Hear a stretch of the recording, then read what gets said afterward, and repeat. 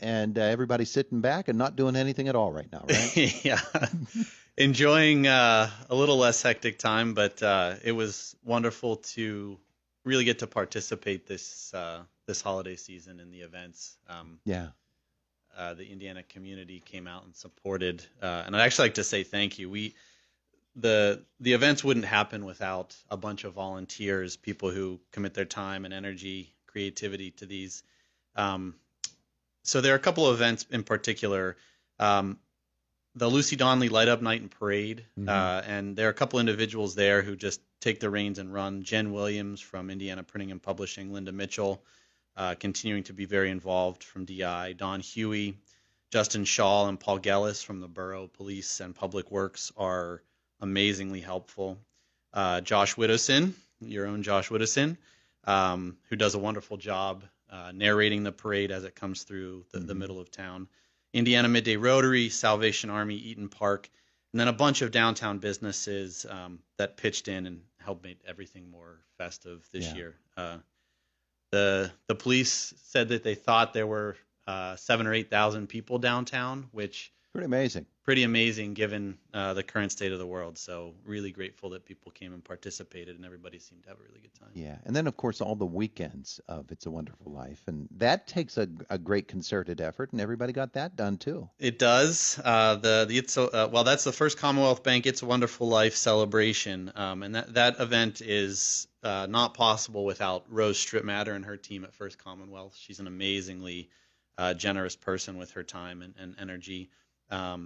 Laura Harrington from the Tourist Bureau, Angela Keller from the Hilton, Josh Rosenberger from 700 Shop, the Shiveleys from McNaughton play a huge role. Russ Leap from Leap Farms and Insomnia Cookies all are critical volunteers to make that effort happen. Yeah. And then one of the great things about it is that with downtown Indiana, all of those different people recognizing and organizations recognizing that this is a really big event for Indiana Borough, but really for Indiana County, for the entire region to bring people in for the festival.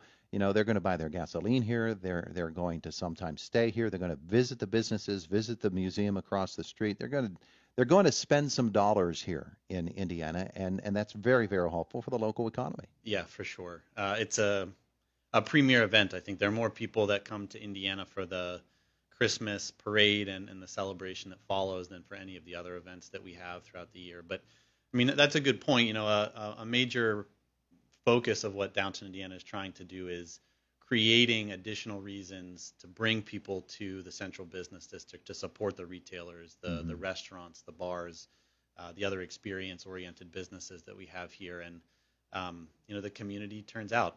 Yeah. I've talked to several retailers who had their best Christmas seasons ever this year, and people really seem to have internalized the shop local mantra, and I think that local businesses are benefiting from that. A few years ago, started the downtown dollars Yeah, concept. That remains very strong. People enjoy that. yeah, I think so. And this was my first year really kind of getting involved with the details of that, but you know, we handed out thousands and thousands of dollars that retailers gave to shoppers on Small Business Saturday, and then those shoppers came and spent those dollars with retailers throughout the holiday season. This is actually a good time to note to the retailers that there will be an email coming out later today, with details for redeeming that. But Hmm. the shoppers really embrace it, and you know, the amount of dollars that are handed out, I think, just reinforces how much people are prioritizing shopping locally. Yeah, absolutely. So that's a good story all around. Once November, December get here, downtown Indiana really steps up and does some amazing things. And then you get to January, and you say to yourself, "What's next?" And Well, it's good that you asked, because I brought a list of the stuff that we're planning on doing in 2022. Not all of it's going to happen in January, obviously, but thought it might be useful just to kind of run down and mhm. so people have in mind what to anticipate. So our next event is going to be a chili cook-off that will happen in February at Noblestein. Details are still being worked on, and encourage everybody just to pay attention to the Downtown Indiana social media feeds for that. Mhm. We have a Lovin' St. Patty's Day event in March. We're hoping to do a Bolo Rama fundraiser sometime in March or April. We have Bunny Trail and Easter Egg Hunt in downtown in April. Third Thursdays, the music-focused events in the park begin in April. Third Thursday in April.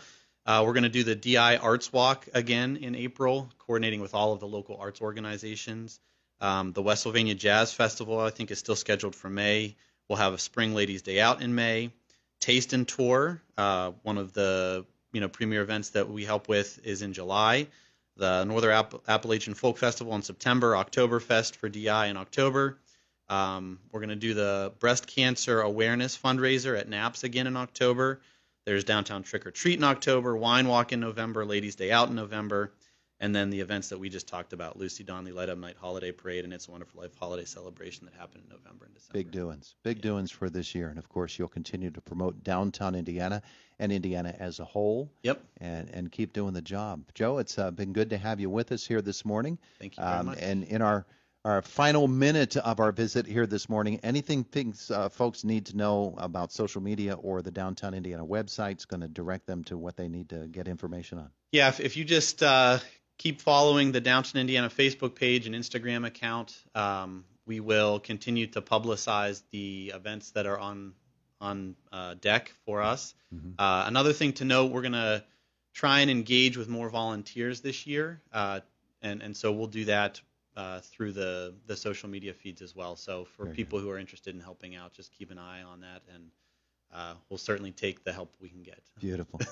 Happy New Year. Happy New Year to you. Thank you. It is the voice of Indiana County, WCCS 101.1 FM and AM 1160. Good morning to you. We're a couple of moments away from Fox News at the top of the hour. Josh Widdison in our WCCS newsroom after that. Complete look at sports on the way as well. And Betty White, too. 101.1 FM and AM 1160 WCCS, Homer City, Cherry Tree. WCCS.